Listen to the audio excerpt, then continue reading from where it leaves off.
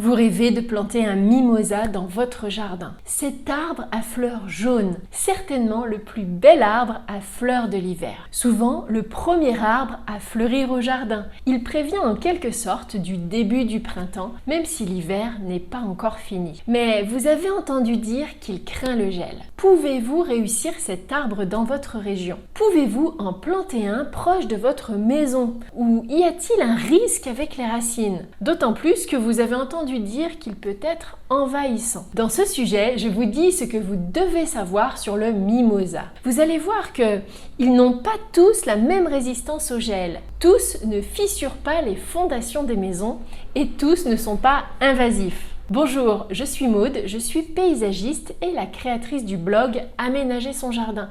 J'aide les particuliers à aménager leur jardin par eux-mêmes. Si vous êtes nouveau ici et que vous avez un projet d'aménagement de jardin, n'hésitez pas à télécharger le petit guide que je vous offre pour partir du bon pied. Et puis, vous pouvez aussi vous abonner à la chaîne pour ne rien manquer de mes conseils en vidéo. Un arbre à fleurs jaunes réservé au sud de la France? Le mimosa, c'est le nom courant en français. En latin, c'est en fait un acacia. Et vous savez, il y a plusieurs types d'acacia. Le mimosa en est un. À l'origine, il vient de l'Australie. Les Anglais l'ont apporté dans le sud de la France pour son parfum. Dans le sud d'ailleurs, sur 130 km, il y a la route du mimosa. Elle est devenue le symbole de la Côte d'Azur. Elle s'étend de Bornes-les-Mimosas à Grasse. Il y a d'ailleurs sur cette route une pépinière non loin qui regroupe une grande quantité de variétés de mimosa. Je vous invite à la visiter. Vous pouvez facilement planter dans le jardin un mimosa dans les régions de climat doux, c'est-à-dire le sud de la France et sur tout le littoral atlantique. Jusque d'ailleurs au sud de l'Angleterre, il pousse très bien. Vous pouvez particulièrement en ville, dans les zones abritées, planter un mimosa. Dans une zone abritée par un mur, par exemple, en plein soleil. Mais vous avez entendu dire que les racines sont assez dangereuses pour les murs. On va voir ça ensemble tout à l'heure.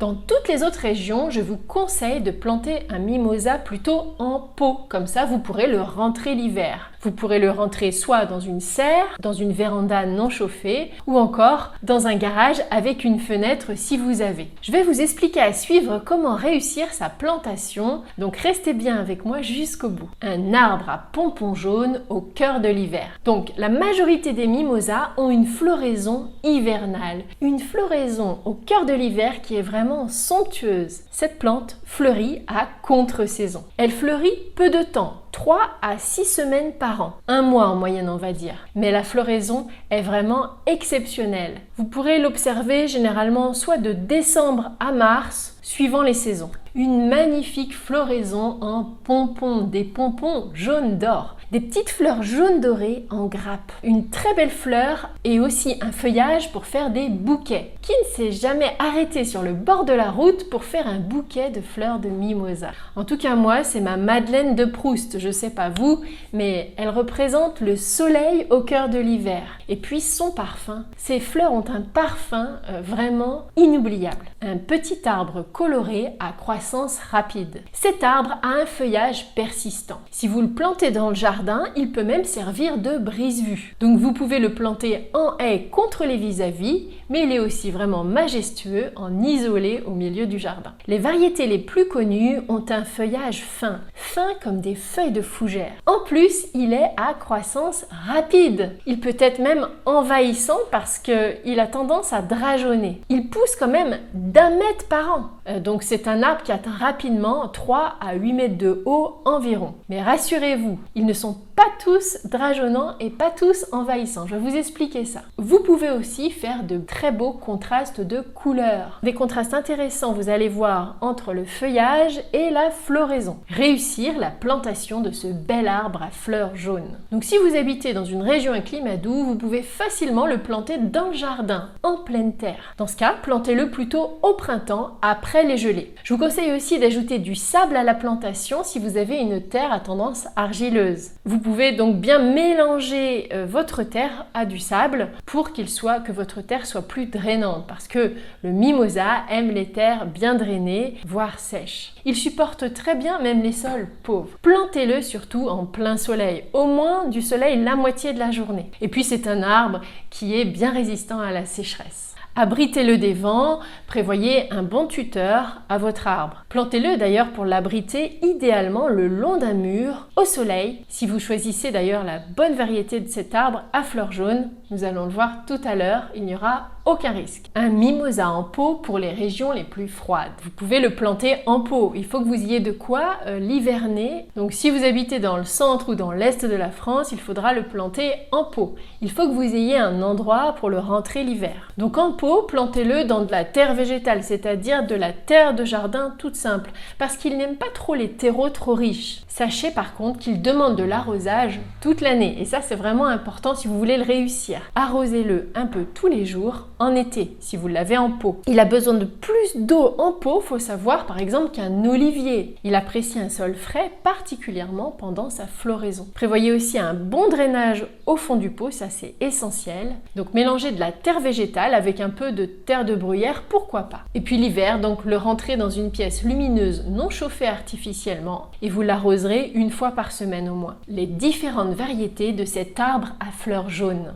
Je vais vous épargner tous les noms de variétés de mimosa. Il y en a énormément. Allez-y au coup de cœur en pépinière. Mais je vais vous dire ce que vous devez absolument savoir par contre pour bien le choisir. On va dire qu'il y a deux grandes catégories de mimosa. Les mimosas des 4 saisons et les mimosas d'hiver. Je vais vous parler d'abord du mimosa des 4 saisons. Son nom latin c'est Acacia retinoide. Donc le mimosa des 4 saisons fleurit plusieurs fois dans l'année, d'où son nom, avec une prépondérance de mai à novembre. Donc sa caractéristique principale, c'est qu'il a un feuillage de forme allongée, des feuilles allongées. C'est un feuillage moins habituel dans l'imaginaire des gens pour un mimosa. Donc le mimosa des 4 saisons, lui, il supporte bien les sols médiocres et calcaires, la sécheresse et en plus il ne drageonne pas, gros avantage. Il résiste par contre que jusqu'à -6 degrés Celsius. Mais il résiste aussi très bien à la sécheresse. Il fait 4 mètres de dimension en tous sens, il a une croissance rapide, c'est un excellent arbuste contre les vis-à-vis dans le sud de la France par exemple. Il tolère naturellement bien tous les types de sols, y compris les sols secs et calcaires ou encore argileux. Il n'y a pas de risque avec ses racines, vous pouvez le planter proche de la maison ou d'un mur. Mais il n'a pas le feuillage aussi découpé, je vous disais, que le magnifique mimosa d'hiver. Parlons maintenant du mimosa d'hiver le plus connu, la deuxième grande catégorie de mimosa.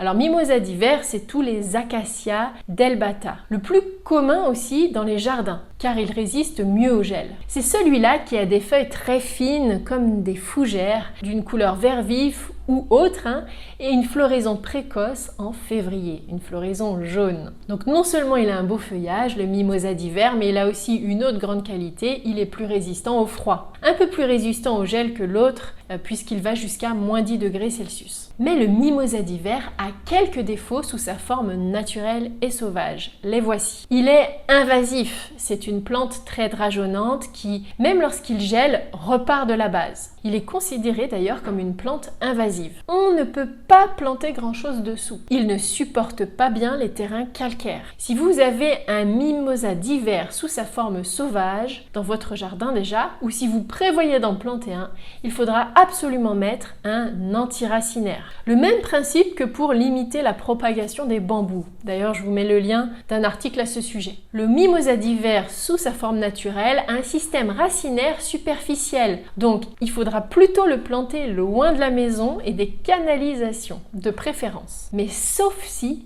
écoutez bien, sauf si c'est un mimosa d'hiver greffé. Il est possible d'accueillir dans votre jardin un beau mimosa d'hiver sans toutes ces contraintes si il est greffé sur un mimosa des 4 saisons. Écoutez bien. L'avantage quand il est greffé, c'est qu'il ne drageonne pas. Ses graines sont stériles, donc il n'y a pas de risque pour l'écologie. Il supporte mieux la sécheresse. Il supporte bien tous les types de terrain. Petit inconvénient par contre, il est moins résistant au gel jusqu'à -6 degrés Celsius. Mais gros avantage, vous pourrez le planter proche d'un mur en plein soleil sans aucun risque pour les murs ou les fondations de la maison. Donc pour résumer, soit vous plantez un mimosa des 4 saisons, il n'y aura pas de risque avec les racines, mais il est assez frileux. Soit vous plantez un mimosa d'hiver sous sa forme naturelle. Alors lui sera moins frileux, mais attention aux racines, il faudra absolument mettre un antiracinaire pour ne pas qu'il se propage. Ou soit vous plantez un mimosa d'hiver greffé. Et dans ce cas, il n'y aura pas de risque avec les racines, il sera un petit peu frileux, mais vous pourrez le planter le long d'un mur en plein soleil. Chez les mimosas d'hiver greffés, vous pourrez en plus vous faire plaisir parce qu'il existe différents coloris de feuillage. Vous pourrez faire de superbes associations